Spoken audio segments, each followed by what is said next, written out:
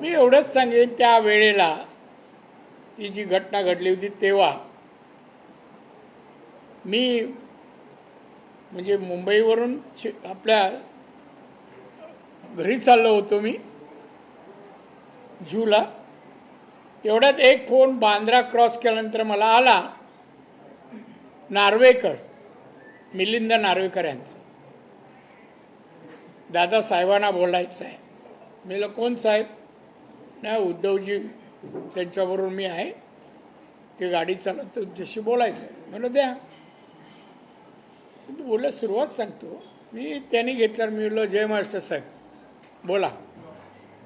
तुम्ही अजून जय महाराष्ट्र बोलता? मी म्हणलं मरापर्यंत बोलणार हे माझं उत्तर लगेच. तुम्हाला द्या, आपण थांबत नाही त्या बाबतीत. नाही साहेब मला तुमच्याशी हे बोलायचं आहे. तुम्हाला मुलं आहेत, मलाही मुलं आहेत. सध्या तुम्ही जे काय प्रेसला बोलता,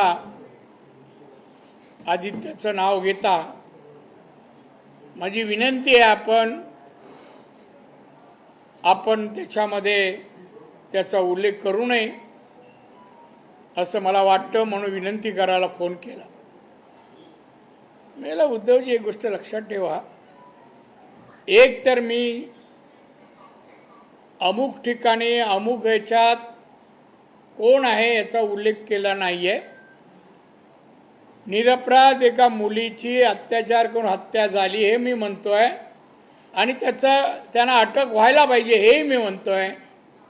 त्यात तर तडजोड नाही. फक्त तुम्ही जे नाव घेतलं तुमच्या मुलाचं, त्याला संध्याकाळी जिथे जातो त्यापासून तुम्ही सांभाळा. सांगा त्याला ते बरं नाही. माझ्या घराच्या जवळ तो निरू मोरिया कोण आहे ना, तो दिनू मोरिया, तो राहतो. आणि त्याच्या घरात संध्याकाळी काय 3:30-4 तास धुमाकूळ घालता मला माहीत नाही. माहिती आहे, तुमच्यापर्यंत सांगणार नाही. आणि म्हणून मी सांगितलं तुम्ही त्यांना सांभाळा.